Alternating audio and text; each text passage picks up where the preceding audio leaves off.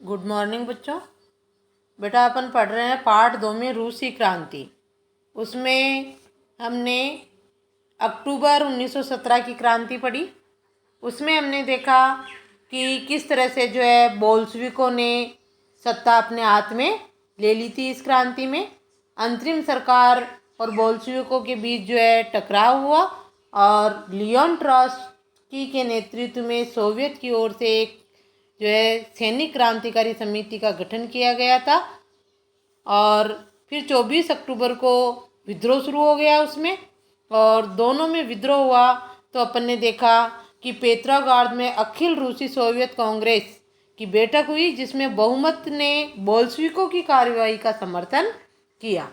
और अब जो है दिसंबर तक मॉस्को पेट्रोग्राद इलाके पर जो है बोल्शेविकों का नियंत्रण स्थापित हो चुका था। पेट्रोग्राद जो है रूस की राजधानी है, यानी कि अक्टूबर 1917 की क्रांति के बाद जो है रूस का शासन किसके अंडर में आ गया? बोल्शेविकों का। और बोल्शेविक दल का नेता कौन था? लेनिन। अब हम पढ़ेंगे ये अक्टूबर 1917 की क्रांति हो गई। अब अक्टूबर के बाद क्या बदला? बोल्शेविकों के हाथ में जो है नियंत्रण आ गया, सत्ता का नियंत्रण आया। ठीक है। अब उसके बाद जो है क्या बदला? हमने ये भी देखा था कि बोल्शेविकों में लेनिन ने जो है अप्रैल 33 की 3 मांगे रखी थी। वो क्या चाहता था? युद्ध समाप्त हो, किसानों के बीच जो है भूमि का वितरण हो और बैंकों का राष्ट्रीयकरण हो। तो अब बोल्शेविकों के हाथ में सत्ता आई तो जो है वो अपनी मांगे पूरी करने लगे। तो देखो, किताब खोल लो आप भी। अक्टूबर के बाद क्या बदला? अक्टूबर क्रांति हो गई 1917 में, अक्टूबर 1917 में, और रूस की सत्ता बोल्शेविकों के नियंत्रण में आई। अब देखो, बोल्शेविक निजी संपत्ति की व्यवस्था के पूरी तरह खिलाफ थे। अंडरलाइन कर लो। बोल्शेविक जो है निजी संपत्ति की व्यवस्था के पूरी तरह खिलाफ थे। ज़्यादातर उद्योगों और बैंकों का नवंबर 1917 में ही राष्ट्रीयकरण किया जा चुका था, जो लेनिन की मांग थी। बैंकों का, इनका क्या हो गया? राष्ट्रीयकरण। राष्ट्रीयकरण का मतलब होता है कि इन पर सरकार का नियंत्रण हो गया। उनका स्वामित्व और प्रबंधन, है ना, राष्ट्रीयकरण किया जा चुका था। उनका किनका? उद्योग और बैंकों का स्वामित्व और प्रबंधन सरकार के नियंत्रण में आ चुका था। इसी को राष्ट्रीयकरण कहते हैं। जब उद्योग, बैंक, जो उत्पादन के साधन होते हैं उन पर सरकार का नियंत्रण होता है, स्वामित्व होता है, तो उसको हम क्या कहते हैं? राष्ट्रीयकरण। और जब किसी निजी व्यक्ति का होता है तो उसको निजीकरण। आगे देखो, तो अंडरलाइन कर लो आप भी,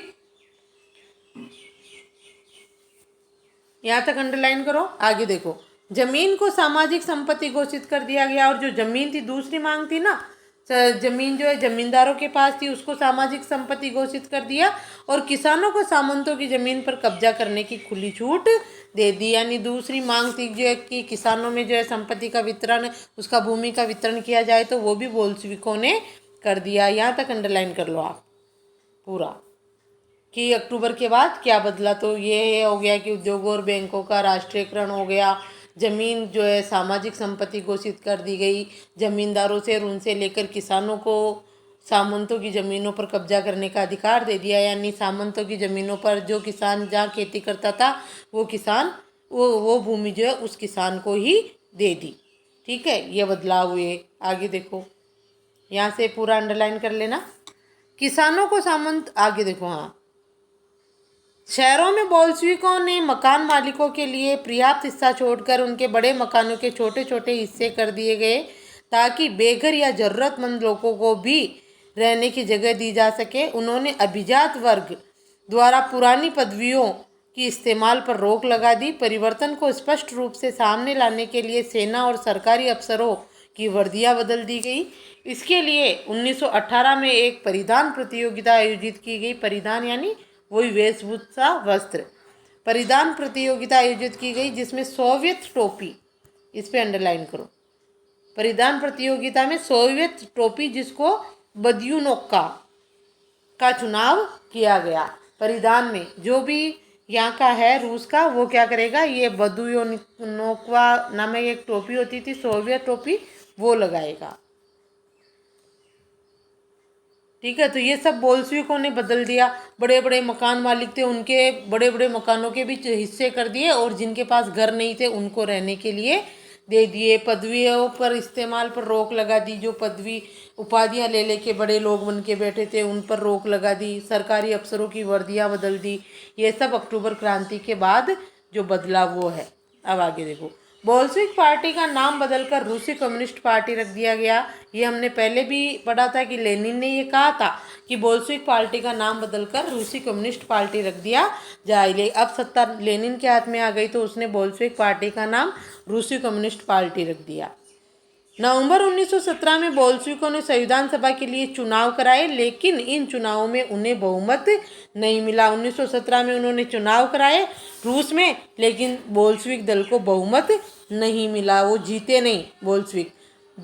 नवंबर 1917 में चुनाव हुए, उसमें बहुमत नहीं मिला। और जनवरी 1918 में असेंबली ने बोल्शेविकों के प्रस्ताव को खारिज कर दिया। सरकार किसकी बन गई? वही रूसी सोवियत संघ की जो थी ना अंतरिम सरकार, पहले उन्हीं की बन गई। तो जनवरी 1918 में उस असेंबली ने जो चुनी गई थी बहुमत से, ने बोल्शेविकों के प्रस्ताव को क्या कर दिया? खारिज कर दिया। और लेनिन ने असेंबली बर्खास्त कर दी। तो लेनिन ने क्या करा? इन्होंने बोल्शेविकों को प्रस्ताव को खारिज कर दिया और लेनिन ने असेंबली को ही बर्खास्त कर दिया, यानी लेनिन वहाँ से हट गया असेंबली से। उनका मत था कि निश्चित परिस्थितियों में चुनी गई असेंबली के मुकाबले अखिल रूसी सोवियत कांग्रेस कहीं ज़्यादा लोकतांत्रिक संस्था है। किसका मानना था? लेनिन का। मार्च 1918 में अन्य राजनीतिक सहयोगियों की असहमति के बावजूद बोल्शेविकों ने ब्रेस्ट लिटोवस्क में जर्मनी से संधि कर ली। ये स्थान का नाम है ब्रेस्ट लिटोवस्क। तो 19 मार्च 1918 में राजनीतिक सहयोगियों की असहमति, यानी जिनकी सरकार थी, जिनका बहुमत था, उससे जो है सहमति नहीं ली लेनिन ने, और उसने क्या करा? बोल्शेविकों ने जो है जर्मनी से संधि कर ली और राजनीतिज्ञों का किसी से कोई सलाह नहीं ली। और वो जो है असेंबली के मुकाबले किसको अच्छी मान रहा था? रूसी सोवियत कांग्रेस को कई अच्छी लोकतांत्रिक संस्था मान रहा है लेनिन। अब देखो आगे क्या करता है। आने वाले सालों में बोल्शेविक पार्टी अखिल रूसी सोवियत कांग्रेस के लिए होने वाले चुनावों में हिस्सा लेने वाली एकमात्र पार्टी हो गई। अब रूसी सोवियत कांग्रेस जो थी उसमें जो है मात्र एक पार्टी रह गई, बोल्शेविक पार्टी। अखिल रूसी सोवियत कांग्रेस को अब देश की संसद का दर्जा दिया गया, और जो अखिल रूसी सोवियत थी उसको जो है देश की संसद का दर्जा दिया गया। रूस एक दलीय राजनीतिक व्यवस्था वाला देश बन गया। अन्य पार्टियां समाप्त हो गई और एक दलीय जो है राजनीतिक व्यवस्था वाला देश बन गया। एक दल कौन सा? बोल्शेविक दल।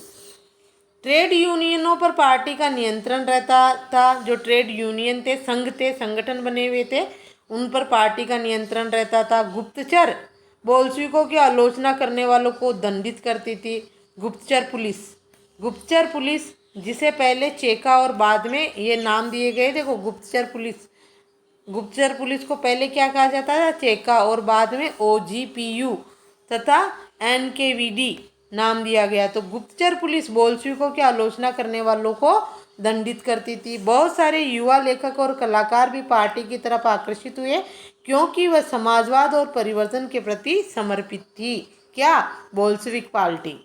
इसलिए जो है युवा और लेखक कलाकार ये भी जो है बोल्शेविक पार्टी की तरफ समर्पित हुए। अक्टूबर 1917 के बाद ऐसे कलाकारों और लेखकों ने कला और वास्तुशिल्प के क्षेत्र में नए प्रयोग शुरू किए। लेकिन अक्टूबर 1917 के बाद कलाकारों ने, लेखकों ने जो बोल्शेविक पार्टी के साथ जुड़े हुए थे, उन्होंने जो इस क्षेत्र में नए प्रयोग शुरू किए, लेकिन पार्टी द्वारा थोपी गई सेंसरशिप का मतलब होता है बेटा कि भाषण और अपनी विचार अभिव्यक्ति पर उन पर जो है क्या कर दिया जाए? उनका दमन किया जाए, उन पर प्रतिबंध लगा दिया जाए।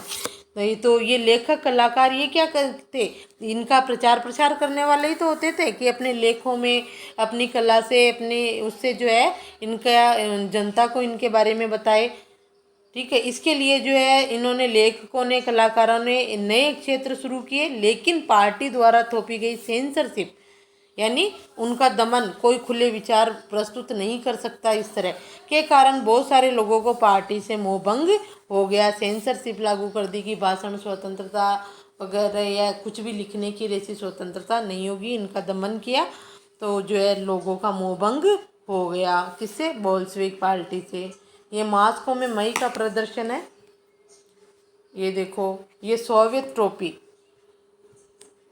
परिधान प्रतियोगिता हुई ना, ये इस तरह की है सोवियत ट्रॉफी, इसको चुना गया परिधान में। देखो आगे, अब आएगा आपके, ये है अक्टूबर क्रांति और रूसी ग्रामीण इलाके दो दृष्टिकोण। अक्टूबर क्रांति और रूसी ग्रामीण इलाके की, अक्टूबर क्रांति का रूसी ग्रामीण इलाकों पर क्या प्रभाव रहा वो देखो आप। 25 अक्टूबर 1905 को हुई क्रांतिकारी उथल पुथल की खबर अगले ही दिन गांवों में पहुंच गई। लोगों ने खूब खुशियां मनाई। किसानों के लिए इसका मतलब था मुफ्त जमीन और युद्ध का खात्मा। तो अक्टूबर क्रांति हुई, इसकी खबर जैसे ही पहुंची 25 अक्टूबर 1905 की जगह 1917 ही आएगा बेटा, यहाँ 1917, यहाँ 1905 की जगह 1917 है। तो उनमें जो है खुशियां मनाई उन्होंने, क्योंकि उनको अपनी ज़मीन मिल रही थी किसानों को, और युद्ध खत्म हो रहा था, ये मांगे थी ना उसकी। जिस दिन खबर मिली उसी दिन जमींदार की हवेली लूट ली गई और खेत कब्जे में ले लिए, और उसके विशालकाय बाग के पेड़ काटकर सारी लकड़ियां किसानों के बीच में बांट दी, उसकी सारी इमारतें तोड़ दी और उसकी ज़मीन किसानों के बीच बांट दी, जो एक नई सोवियत जिंदगी जीने को तैयार थे। ये देखो, ग्रामीण इलाकों में क्या हुआ, जैसे ही खबर मिली कि किसानों ने अपनी अपनी ज़मीन पर नियंत्रण कर लिया, जमींदार की हवेली को ही लूट लिया, क्योंकि वो जमींदार बरसों से उनका शोषण कर रहा था, इसलिए ग्रामीण क्षेत्रों में ऐसी घटनाएं हुई। एक जमींदार परिवार के सदस्य ने अपने रिश्तेदार को भेजे खत में लिखा कि उसके परिवार की जागीर के साथ क्या हुआ। तख्ता पलट बिना किसी परेशानी के, खामोशी से और शांतिपूर्वक हो गया। शुरुआती दिन बर्दाश्त के बाहर थे। मिखाइल यानी जागीर का मालिक शांत था, लकड़ियाँ भी। इसमें कोई शक नहीं कि चेयरमैन का व्यवहार सही है, बल्कि वह बड़ी विनम्रता से बात करता है। हमारे पास 2 गाय और 2 घोड़े छोड़ दिए गए हैं। नौकर बार बार उन्हें यही कहते हैं कि हमारी फिक्र न करें, उन्हें जीने दें। उनकी सुरक्षा और संपत्ति का जिम्मा हमारे ऊपर है, हम उनसे मानवता भरा व्यवहार करेंगे। एक जमींदार परिवार के सदस्य ने अपने रिश्तेदार को एक खत लिखा है कि बोल्शेविक दल की जो है नियंत्रण होने के बाद, उनकी सरकार आने के बाद जो है किस तरह का माहौल रहा। ठीक है, वैसे जो है अभी भी वो ये सामाजिक क्रांतिकारी, ये इसके असेंबली के सदस्य, राजनेता वगैरह ये भी थे, और अभी रूस में माहौल तनावपूर्ण ही बना हुआ था, क्योंकि सब अपनी अपनी खींच रहे थे। अब देखो, गृह युद्ध यानी रूस में आपस में, जैसे बोल्शेविक दल है, सामाजिक क्रांतिकारी है, जार के समर्थक भी थे, और रूसी सोवियत संघ के नेता। ये तो जैसे ये रूसी सोवियत जो था, ये तो इसी में मिल गया था बोल्शेविक, है ना। रूसी सोवियत कांग्रेस तो बोल्शेविकों की पार्टी ही थी, संसद थी वो। देखो, गृह युद्ध में क्या होता है। गृह युद्ध का मतलब अब रूस में ही आपस में ये सारी पार्टियां लड़ने झगड़ने लगी। जब बोल्शेविकों ने जमीन के पुनर्वितरण का आदेश दिया तो रूसी सेना टूटने लगी। ज़्यादातर सिपाही किसान थे, वे भूमि पुनर्वितरण के लिए घर लौटना चाहते थे, इसलिए सेना छोड़कर जाने लगे। अब बोल्शेविकों ने जब जमीन का पुनर्वितरण किया ना, जमींदारों से, सामंतों से लेकर किसानों में बांटी, तो जो है रूस की सेना टूटने लगी। सैनिक किसान थे, वो भूमि लेने के लिए सेना छोड़कर जाने लगे। ये बुरा प्रभाव हो गया बोल्शेविक दल के लिए। गैर बोल्शेविक समाजवादियों, उदारवादियों और राजशाही के समर्थकों ने, इन पे अंडरलाइन करो, देखो, गैर बोल्शेविक जो बोल्शेविक दल में शामिल नहीं थे, समाजवादी, उदारवादी और राजशाही के समर्थक। अभी भी कुछ लोग चाहते थे कि जो है राजा का ही राज्य होना चाहिए, जार के समर्थक थे, ने बोल्शेविक विद्रोह की निंदा की। जो बोल्शेविक पार्टी के नहीं थे, समाजवादी थे, उदारवादी थे और राजशाही के समर्थक थे, उन्होंने बोल्शेविक विद्रोह की क्या की, निंदा की, अच्छा नहीं बताया उसको। उसके नेता दक्षिण रूस में इकट्ठा होकर बोल्शेविक को, अंडरलाइन करो, देखो, उसके नेता, ये है ना गैर सामाजिक समाजवादियों, उदारवादियों और राजशाही समर्थकों ने बोल्शेविक विद्रोह की निंदा की। उनके नेता, उनके किनके, इनके गैर बोल्शेविकों के, समाजवादियों के, उदारवादियों के और जार के समर्थक जो लोग थे वो उनके नेता, इन सब के नेता इनके, ठीक है, इनके नेता दक्षिण रूस में इकट्ठा होकर बोल्शेविकों को कहा गया रैट्स, क्या कहा गया बोल्शेविकों को, रैट्स से लड़ने के लिए टुकड़ियां संगठित करने लगे। कौन, ये सब लोग गैर बोल्शेविक, समाजवादी, उदारवादी और जार के समर्थक, ये सभी जो है दक्षिण रूस में इकट्ठा होकर बोल्शेविक यानी रेड्स, ये भी ध्यान रखोगे, रेड्स किसको कहा गया, बोल्शेविकों को, से लड़ने के लिए टुकड़ियां संगठित करने लगे। 1918 और 1919 में रूसी साम्राज्य के ज़्यादातर हिस्सों पर सामाजिक क्रांतिकारियों, अंडरलाइन कर लो, ऊपर भी आया था ना ये सामाजिक क्रांतिकारी, उदारवादियों सब, सामाजिक क्रांतिकारियों को क्या कहा गया, ग्रीन्स, सामाजिक क्रांतिकारी और जार समर्थकों को क्या कहा गया, वाइट, ठीक है, ध्यान रखोगे आप, ये ऊपर भी आए हैं, गैर बोल्शेविक, समाजवादी, उदारवादी, जार के समर्थक, इन्होंने ही बोल्शेविक दल की निंदा की थी और बोल्शेविकों को रेड्स कहा गया और सामाजिक क्रांतिकारियों को ग्रीन्स कहा गया और जार समर्थकों को वाइट्स कहा गया, ये आप ध्यान में रखोगे, ठीक है। उन्होंने फ्रांसीसी अमेरिकी, उन्होंने किसने, इन्होंने, ये जार समर्थक, सामाजिक क्रांतिकारी, ये जो भी है, उन्होंने फ्रांसीसी, अमेरिकी, ब्रिटिश और जापानी टुकड़ियों का भी समर्थन मिल रहा था, उन्हें मिल रहा था। ये सभी शक्तियाँ रूस में समाजवाद को फलते फूलते नहीं देखना चाहती थी। कौन, सामाजिक क्रांतिकारी, ये जार समाजवाद नहीं चाहते थे, ये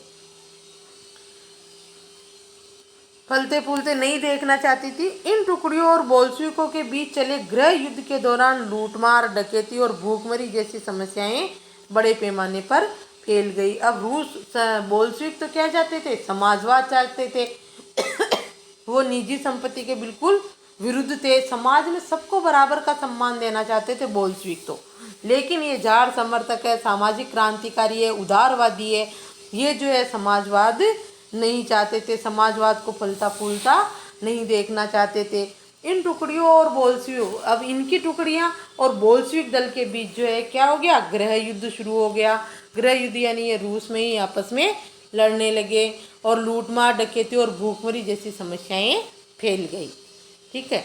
अब वाइट्स कौन थे, जार के समर्थक। वाइट्स में जो निजी संपत्ति के हिमायती थे, निजी संपत्ति चाहते थे, बोल्शेविक निजी संपत्ति के बिल्कुल खिलाफ थे।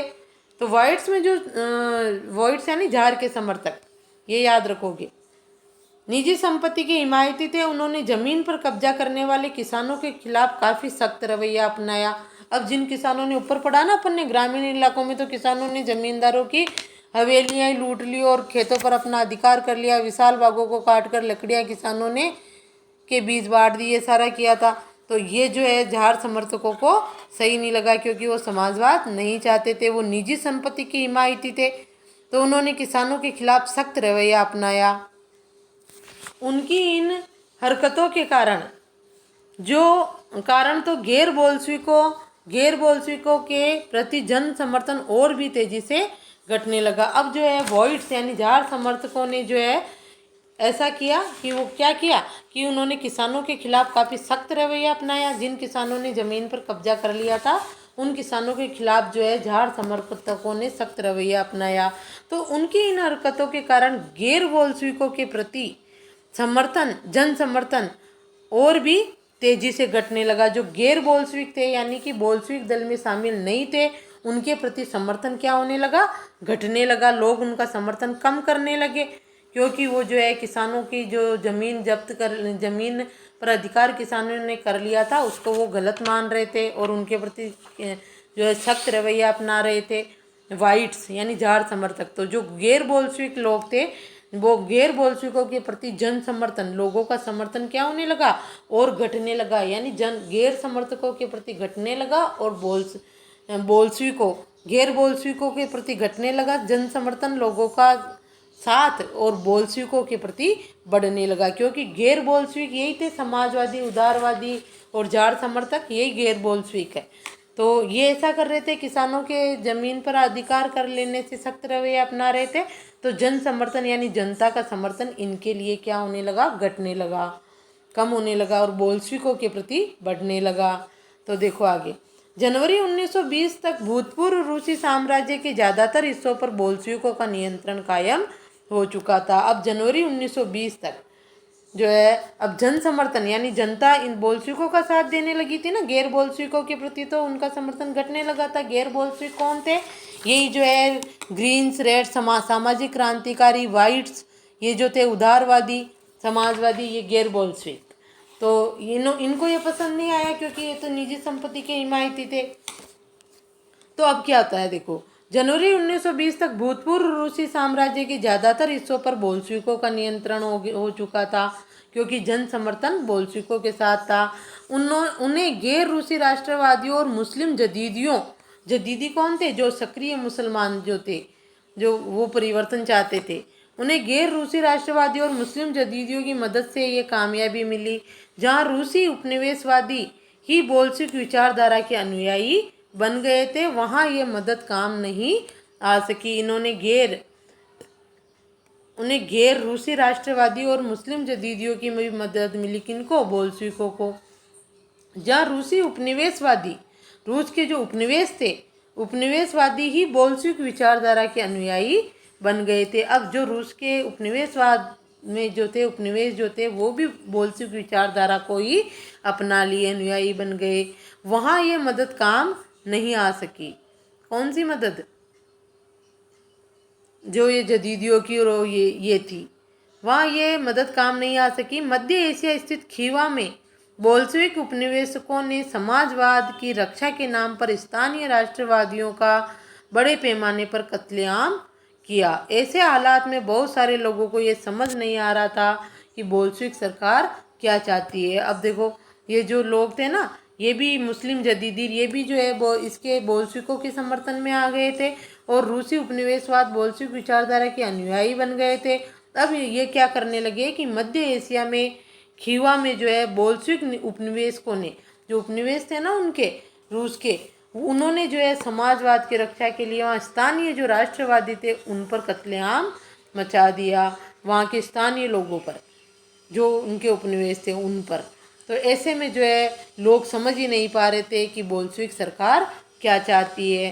भाई कहीं तो समाजवाद का समर्थन करती है और अब जो है लोगों की समानता का, सम्मान का को महत्व देती है, और अब इधर जो है कत्लेआम कर रही है।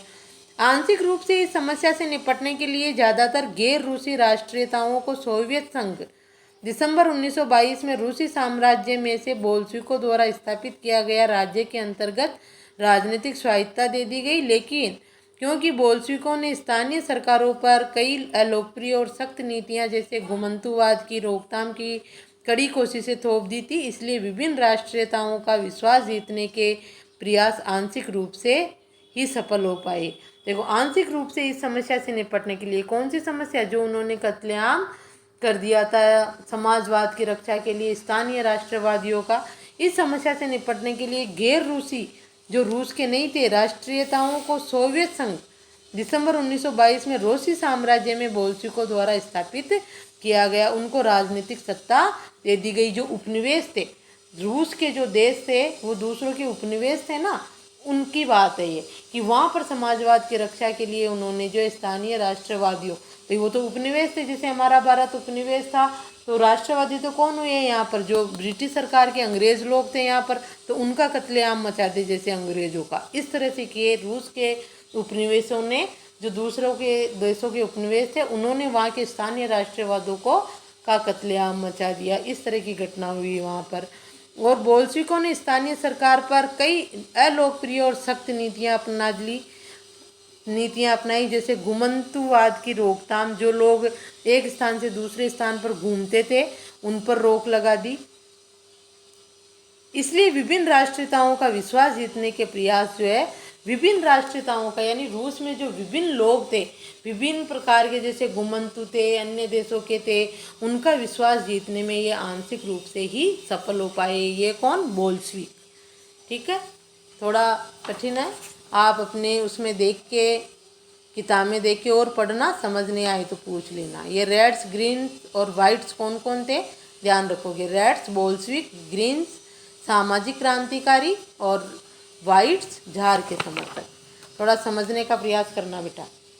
अगला टॉपिक रहेगा हमारा समाजवादी समाज का निर्माण। अब ये सारी घटनाएं हो गई, ये अक्टूबर के बाद की स्थिति हमने पढ़ी, अक्टूबर क्रांति के बाद की, और इसमें सत्ता किसके हाथ में आ गई, बोल्शेविकों के हाथ में, जो क्या चाहते थे, समाजवाद चाहते थे।